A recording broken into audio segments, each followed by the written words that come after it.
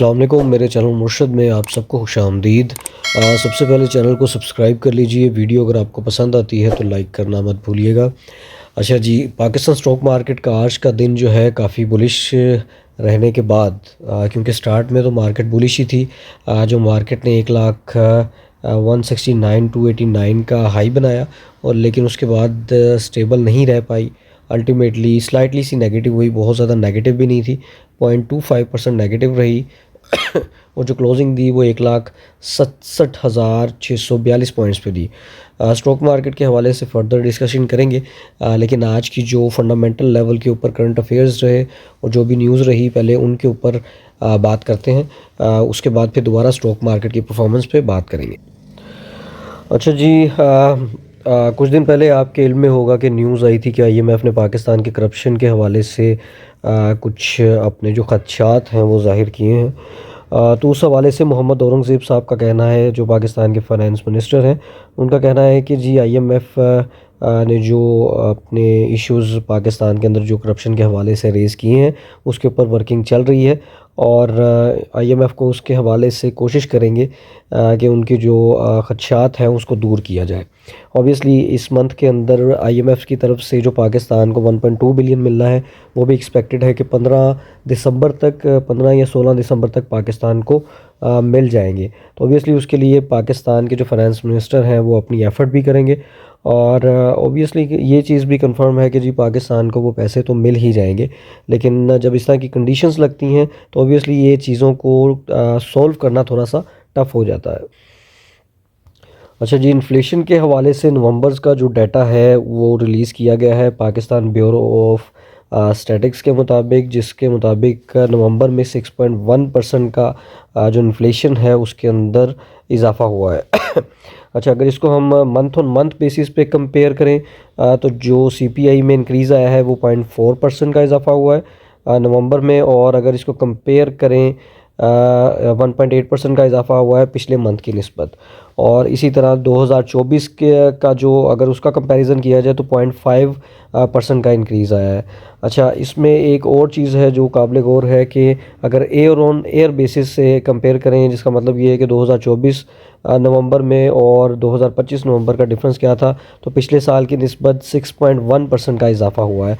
अच्छा, जब भी इन्फ्लेशन के अंदर इजाफा होता है तो जैसे कि मैंने पहले भी एक बात यहाँ पे वाज़ेह की थी कि जब इन्फ्लेशन जो है आपका अपवर्ड डायरेक्शन के अंदर जाता है तो आपकी जो स्टॉक मार्केट है उसके ऊपर नेगेटिव इम्पैक्ट आता है। आल दो पिछले 1.5 महीने से स्टॉक मार्केट ऑलरेडी प्रेशर के अंदर है, बट फिर भी ये जो नंबर्स हैं ये जस्टिफाइड नहीं रहते इस मामले में कि स्टॉक मार्केट को ये आगे पुश करें। लेकिन इसके अलावा और भी काफ़ी चीज़ें ऐसी हैं जो मैटर करती हैं स्टॉक मार्केट के अपवर्ड ट्रेंड की तरफ, जिसमें अगर हम देखें तो पाकिस्तान की पॉलिटिकल स्टेबिलिटी भी है और पाकिस्तान के इकोनॉमिक लेवल के ऊपर अगर कोई समझ लें डेवलपमेंट्स हैं अगर वो भी हो रही हैं तो ये तमाम चीज़ें भी मैटर करती हैं। सिर्फ इन्फ्लेशन नंबर्स मैटर नहीं करते, लेकिन ये एक ऐसे नंबर्स हैं जो कि आपकी अगर महंगाई ऊपर जाएगी, बिज़नेस कम होगा, अगर बिज़नेस कम होगा तो ऑब्वियसली स्टॉक मार्केट तो बेस ही बिज़नेस पे है, तो बिज़नेस अगर कम होगा तो स्टॉक मार्केट की परफॉर्मेंस पे भी इफ़ेक्ट आएगा। अच्छा जी, शरिया कंप्लाइंट के हवाले से एक न्यूज़ है कि स्टाइलर्स इंटरनेशनल जो है वो पाकिस्तान की एक बड़ी कंपनी है और उसको एससीसीपी ने, security exchange commission of Pakistan ने शरिया कंप्लाइंट का जो सर्टिफिकेशन है वो जारी कर दिया है। तो अगर आप स्टाइलर्स इंटरनेशनल को देखते हैं मतलब स्टॉक मार्केट के अंदर भी तो लॉन्गर रन के लिए आप इसमें इन्वेस्टमेंट प्लेस कर सकते हैं। और क्योंकि शरिया कंप्लाइंट में ओबियसली जो लोग इन्वेस्टमेंट प्लेस करना चाहते हैं तो उनका बेसिक कंसर्न यही होता है कि इसमें किसी किस्म का जो सूद है वो इन्वॉल्व ना हो। तो security exchange commission of Pakistan ने इनको जो लाइसेंस है या सर्टिफिकेशन है वो इशू कर दिया है शरिया कंप्लाइंट के हवाले से। अच्छा जी, न्यूज़ के साथ साथ मैं आपको ज़रा स्टॉक मार्केट पे भी डाटा पोर्टल पे भी दिखा दूं कि स्टाइलर इंटरनेशनल की जो करंट प्राइस है वो 49.01 है। आज इसके अंदर 10.01% का इजाफा देखा गया है। अच्छा, 1 मंथ और बल्कि 1 ईयर का चार्ट अगर देखें तो 1 ईयर का जो चेंज है 22.13% इसने रिटर्न दिया है और एयर टिल डेट के अंदर जो रिटर्न्स हैं वो 20.54% का रिटर्न स्टाइलर इंटरनेशनल दे चुका है। तो अगर जो लोग शरिया कंप्लायंस को फॉलो करते हैं और इन्वेस्टमेंट करना चाहते हैं इस्लामिक आइडियोलॉजी के मुताबिक, तो स्टाइलर्स इंटरनेशनल में अब आप इन्वेस्टमेंट प्लेस कर सकते हैं। अच्छा जी, आज की बेसिक न्यूज़ को हमने स्टडी कर लिया है। उसके अलावा कुछ एक प्रेशर था पॉलिटिकल लेवल के ऊपर कि बानी पीटीआई से किसी को मिलने नहीं दिया जा रहा, तो वो शाम तक न्यूज़ वो भी रिजोल्व हो गई थी। और होपफुली कि कल के दिन के लिए मार्केट थोड़ा सा रीबाउंड करे और दोबारा पॉजिटिव वाली साइड के ऊपर आए। बानी पीटीआई से उनकी जो सिस्टर हैं डॉक्टर उज़मा जो हैं, उनकी मुलाकात करवा दी गई है और उनके मुताबिक उनकी तबीयत और सेहत जो है वो बिल्कुल ठीक है। तो आई थिंक जो प्रेशर है वो अब थोड़ा रिजॉल्व होगा और कल के दिन मार्केट जो है वो दोबारा अपना पॉजिटिव मोमेंटम जो है वो बनाएगी। अच्छा जी, स्टॉक मार्केट की आज की परफॉर्मेंस की बात करें तो ओबियसली प्रेशर मार्केट के अंदर रहा। जो फर्स्ट आप हाफ देख सकते हैं यहाँ तक, वो तो पॉजिटिव रहा मार्केट में, लेकिन जैसे ही 12 बजे के बाद ग्राफ जो है वो नीचे आना शुरू हो गया और उसकी रीज़न यही थी, एक पॉलिटिकल लेवल पे थोड़ा सा प्रेशर था और अभी भी प्रेशर है, इतना ज़्यादा नहीं है लेकिन स्लाइटली सा प्रेशर है। लेकिन इसकी कंफर्मेशन जो है वो कल के दिन की ट्रेडिंग के बाद ही पता चलेगी। तो 3:30 बजे तक कल तक मामला क्लियर हो जाएगा कि मार्केट की अगली जो मोमेंटम है वो पॉजिटिव वाली साइड पे है या डाउनवर्ड ट्रेंड मार्केट दिखाती है। अच्छा जी, 1 ईयर का चेंज 62% पे आ गया है और जो एयर टिल डेट चेंज है वो 65.62% मार्केट रिटर्न दे चुकी है। अच्छा, मार्केट के टेक्निकल को बाद में स्टडी करेंगे हम। और यहाँ पे आज के दिन जो वॉल्यूम रहा वो 291 था। येस्टरडे जो मार्केट के अंदर वॉल्यूम लगा था वो 300 मिलियन से ज़्यादा का था। आज के दिन जो मार्केट ने लो बनाया वो 167 445 का था। हाई जो मार्केट ने बनाया वो 169 289 का था। आज एक्सपेक्टेड था कि मार्केट जो है वो अपना 170 का लेवल लगाए, जो कि ओबियसली थोड़ा बहुत ज़्यादा एक्सपेक्टेशंस थी। लेकिन अगर तमाम चीज़ें स्मूथ चलती रहती तो मार्केट अपना 170 का आज हाई लगा सकता था, जो कि ऑल टाइम हाई होता।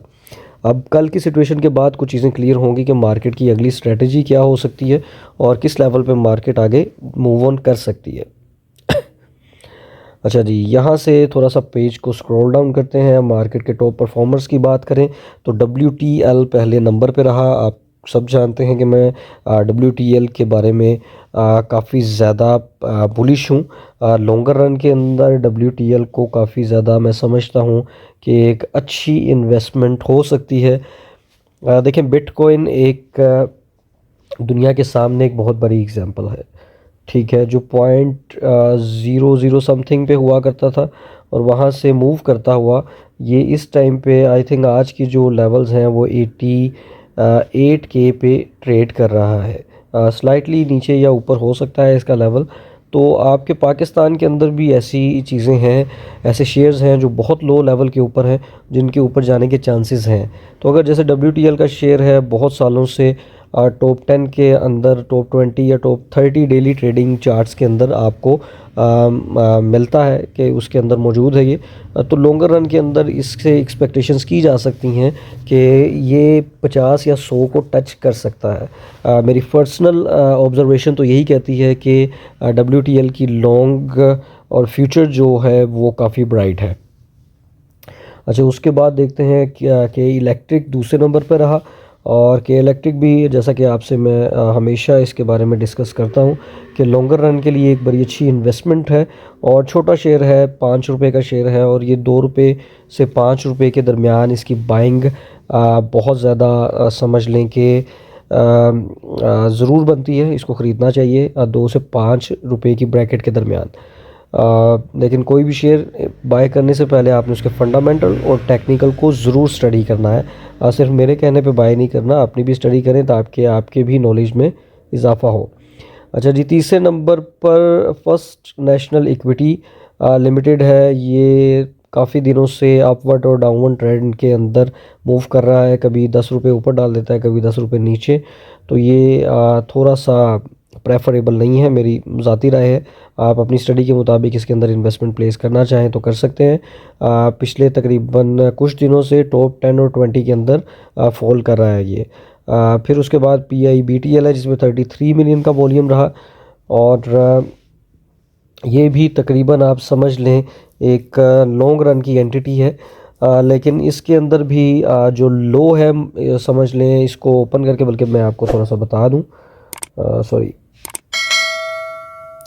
अच्छा जी, 5 साल का ग्राफ ओपन करें पाकिस्तान इंटरनेशनल बल्क टर्मिनल के हवाले से, तो आप देख सकते हैं कि जी जो लो रहा है वो 3.58 का रहा है, और तकरीबन अपने हाई के पास पास पिछले 5 सालों का जो है ये ट्रेड कर रहा है। तो अगर तो आप 3 रुपये के लो को माइंड में रखते हुए कि अगर आपके जो शेयर है आपने 15 पे बाई किया और 3 रुपये पे जा सकता है और पैनिक नहीं करेंगे, तो आप इस लेवल पे बाइंग कर सकते हैं। अदरवाइज़ लॉन्गर रन के लिए 20-25 रुपये का टारगेट पॉसिबल है। 1 ईयर की जो प्रॉफिट ये दे चुका है, 93% रिटर्न दे चुका है। टिल डेट में ये 64.5% का रिटर्न दे चुका है। अच्छा जी, उसके बाद दोबारा से हम डाटा पोर्टल की जो वेबसाइट है वहाँ पे आते हैं, और उसके बाद जी PTC है, बैंक ऑफ पंजाब है, पेस ऑलरेडी काफ़ी ज़्यादा परफॉर्म कर चुका है, BML है, बीको है, और हम चैनल है। हम चैनल भी जी मेरा पर्सनल फेवरेट है लॉन्गर रन के लिए, मीडिया से रेलेवेंट है, और मीडिया आप जानते ही हैं कि खूब पैसे कमाता है। हर तरफ आपके मीडिया ही है, और हम चैनल भी एक काफ़ी पुराना चैनल बन चुका हुआ है। 4-5-6 रुपये के शेयर से ये 16-17 रुपये पे आ चुका है। लेकिन लॉन्ग टर्म के लिए 15 से 20 साल की इन्वेस्टमेंट के लिए हम चैनल के अंदर, हम टीवी जो है आप इसके अंदर इन्वेस्टमेंट प्लेस कर सकते हैं। अच्छा जी, उसके बाद एडवांसर्स हैं, उसकी लिस्ट को आप देख सकते हैं कि टॉप 10 एडवांसर्स जो हैं बाय परसेंटेज कौन कौन से हैं, और इसी तरह इसके साथ टॉप डिक्लाइनर्स जो हैं ये भी बाय परसेंटेज हैं, इसको भी आप स्टडी कर सकते हैं। अच्छा जी, फाइनेंशियल इन्फॉर्मेशन के हवाले से मैंने आपको बताया है कि आपने कोई भी न्यूज़ और डेली बेसिस पे एक बार कंपनी अनाउंसमेंट्स को ज़रूर स्टडी किया करें, ताकि जो भी मार्केट के अंदर अनाउंसमेंट्स आएँ, कोई मटेरियल इन्फॉर्मेशन है, पॉजिटिव हो या नेगेटिव हो, या फिर कोई फाइनेंशियल स्टेटमेंट्स कंपनी अपने इशू करती हैं, तो आप उनको यहाँ पे स्टडी कर सकते हैं यहाँ पर जाकर। बाकी चलिए चलते हैं अब टेक्निकल्स की तरफ। अच्छा जी, हमेशा मैं बताता हूँ कि जो लोग टेक्निकल लेवल पे पाकिस्तान स्टॉक मार्केट को स्टडी करना चाहते हैं वो scstrade.com पे जाके स्टडी कर सकते हैं। गूगल पे SCS ट्रेड लिखें, real time advance charting open करें। यहाँ पे आपको मुकम्मल डाटा जो होगा डेली बेसिस पे मार्केट ने कैसे परफॉर्म किया, आप आवरली, डेली, वीकली और मंथली चार्ट को यहाँ से स्टडी कर सकते हैं। अच्छा जी, जैसा कि कल मैंने आपसे एक बात शेयर की थी कि मार्केट जो है वो का जो ये साइन है ये काफ़ी पॉजिटिव साइन था यस्टरडे का। ऑब्वियसली ये साइन पॉजिटिव था और मार्केट ने आज बुलिश मोमेंटम दिखाया भी, लेकिन थोड़े से पॉलिटिकल प्रेशर की वजह से जो अनसर्टेनिटी आई, वो जो उसकी वजह से मार्केट थोड़ी सी नेगेटिव हो गई।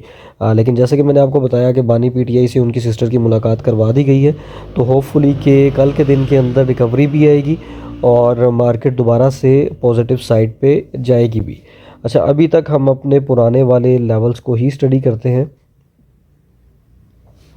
कि हम जिस तरह से पहले चल रहे थे कि हमने डेली बेसिस को देखा, तो डेली बेसिस का चार्ट तो काफ़ी स्ट्रॉन्ग था। आज के दिन मार्केट ने 169 के लेवल को क्रॉस किया, लेकिन सस्टेन नहीं कर पाई।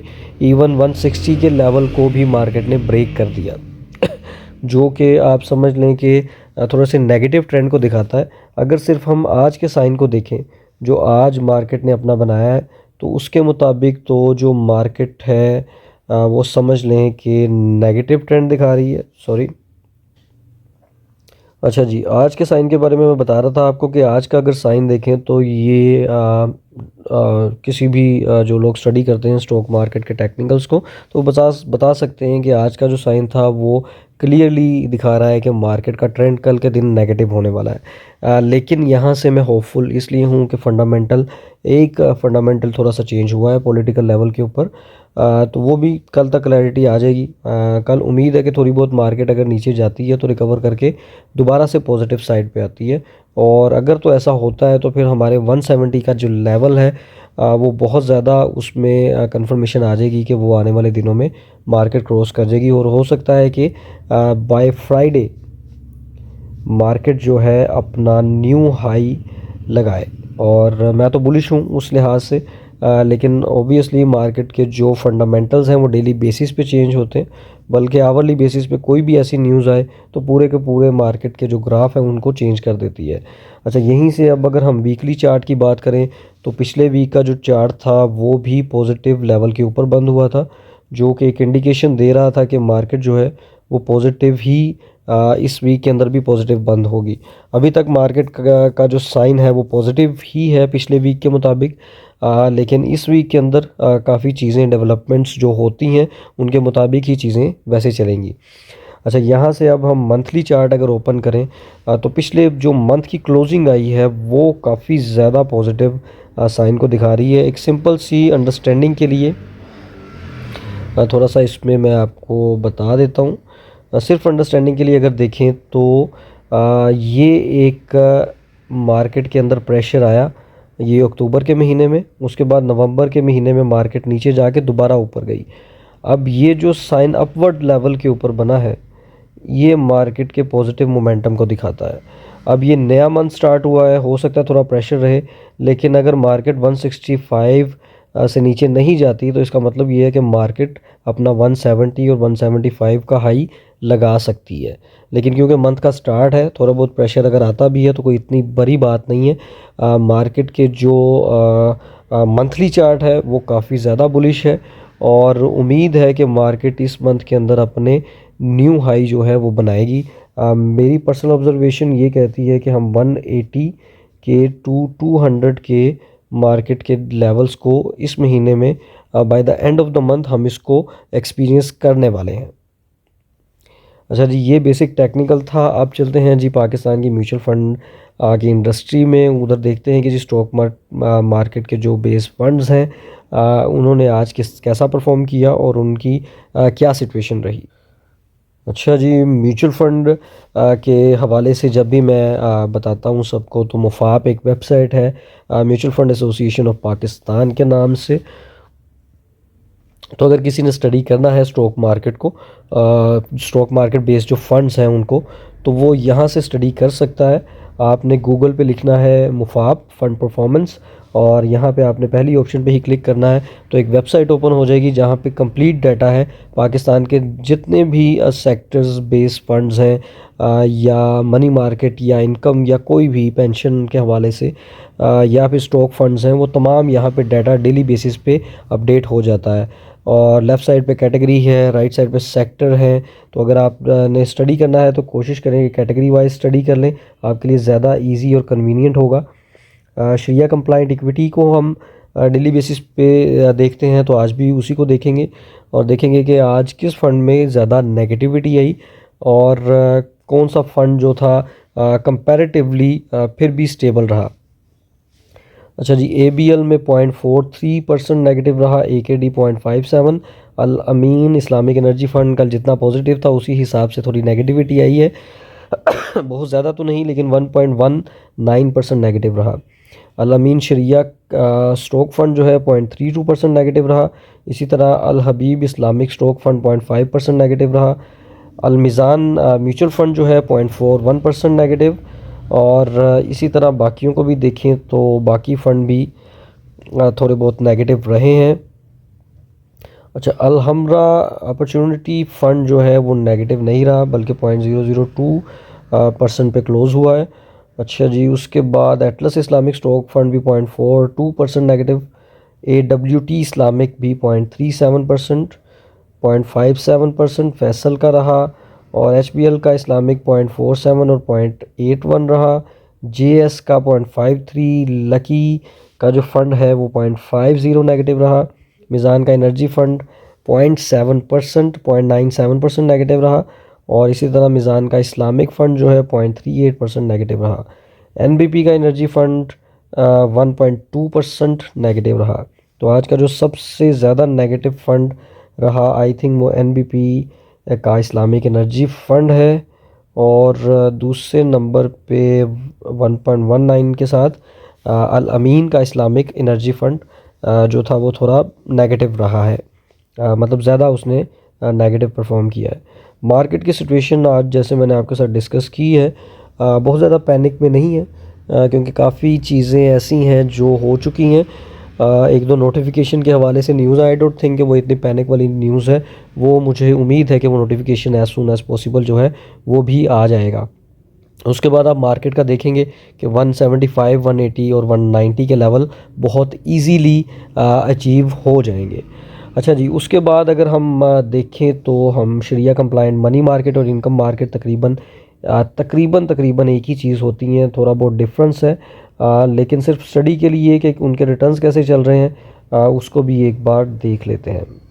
अच्छा, मनी मार्केट और इनकम मार्केट के हवाले से थोड़ा मैं दोबारा से एक बार आपको डिस्क्राइब कर दूं कि मनी मार्केट और इनकम मार्केट दोनों में से कहीं पे भी आप इन्वेस्टमेंट प्लेस करते हैं तो एनुअल रिटर्न की एवरेज जो भी चल रही है वो 8 से 10% है। इन्वेस्टमेंट करने का कोई फ़ायदा नहीं है। इनमें सिर्फ इसलिए प्लेसमेंट की जाती है कि आपको कभी भी स्टॉक मार्केट के अंदर जो स्टॉक मार्केट बेस्ड फंड्स हैं, आम लफ्ज़ों में इनको स्टॉक फंड्स ही हम प्रोनाउंस कर लेते हैं, जब इसमें कोई अपॉर्चुनिटी आए, कोई डिप आए तो आप उसके अंदर एंट्री करें। जैसा कि मैं स्टॉक फंड की डेली बेसिस पे आपको बताता हूँ कि ये इतनी पॉजिटिव रही या इतनी नेगेटिव रही, तो मार्केट को देखते हुए आप एंट्री कर सकते हैं एक दिन पहले, कल के लिए प्रेडिक्शन करते हुए। अगर तो कल मार्केट पॉजिटिव होती है तो आपको प्रॉफिट हो जाता है, अगर तो नेगेटिव होती है तो आपको लॉस होता है।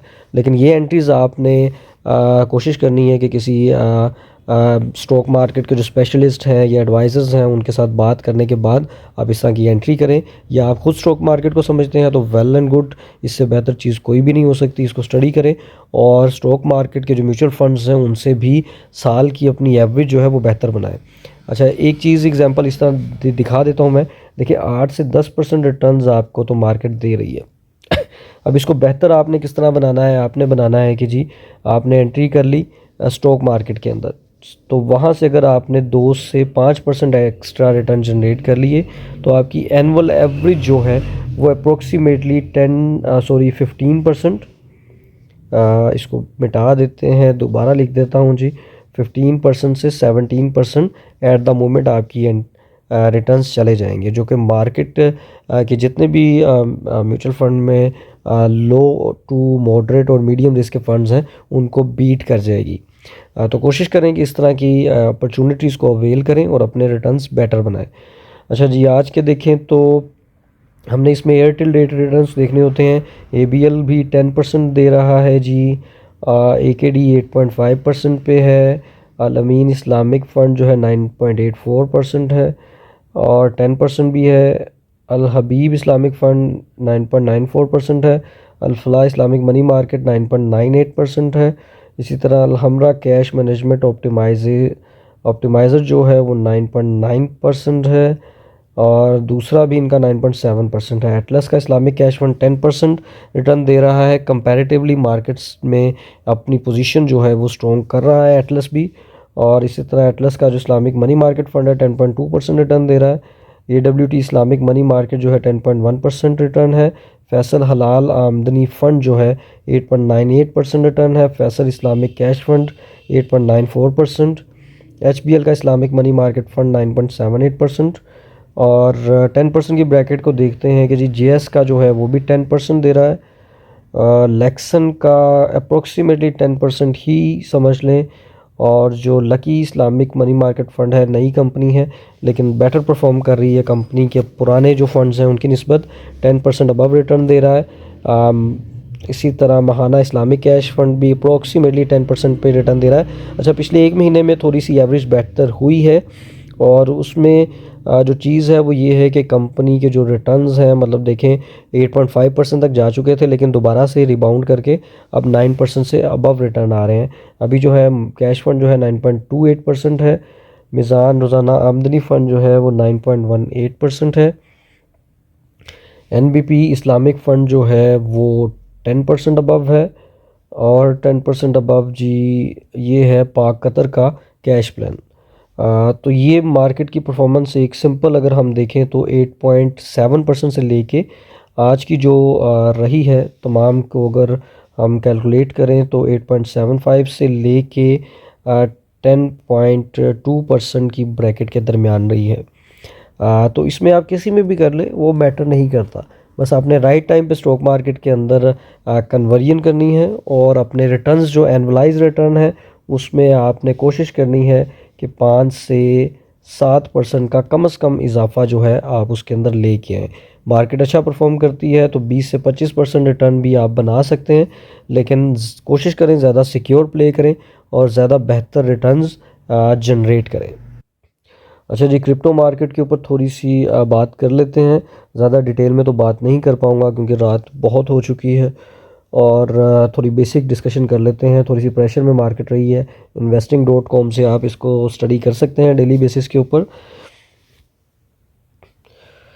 अच्छा जी, मार्केट ने क्या रीबाउंड किया है। मार्केट 92 से नीचे गिरी 85 पे, 84 पे आई थिंक, और वहाँ से एक ही दिन में रीबाउंड करके जो बिटकॉइन है अभी वो 8.39% पॉजिटिव चल रहा है। कमाल का कमबैक है जी। और एथीरियम भी इसी तरह जो है वो तकरीबन 10% पॉजिटिव है। इसी तरह XRP बहुत ही ज़बरदस्त कमबैक किया है जी इसने, 2.17% पॉजिटिव है। BNB भी 8.15% पॉजिटिव है। और इसी तरह सोलाना और तमाम 13-14% पॉजिटिव मार्केट जा रही है। अच्छा, ये जब चीज़ें इस तरह की परफॉर्मेंस देती हैं, मार्केट जब रिवर्ट बैक करती है तो अपने बुलिश मोमेंटम को दिखाती है, जो कि यहाँ से ज़ाहिर करता है कि मार्केट का अगला जो लेवल है वो 1 लाख का लेवल मार्केट लगा सकती है, जो कि बहुत पॉजिटिव चीज़ है। और आई एम एक्सपेक्टिंग कि बिटकॉइन बहुत जल्दी 95 के और फिर 100 के दोबारा से अचीव कर सकता है। ये जो रिवर्ट बैक हुआ है मार्केट का एक ही दिन में, बहुत पॉजिटिव मोमेंटम को दिखा रहा है। अच्छा जी, आज के लिए बस इतना ही। आपका कोई भी क्वेश्चन हो आप मुझसे कमेंट सेक्शन में पूछ सकते हैं। मैं कोशिश करूँगा कि बेहतरीन तरीके से आपको जवाब दे सकूँ। कल मिलते हैं जी मार्केट की कल की अपडेट्स के साथ। अल्लाह हाफिज़।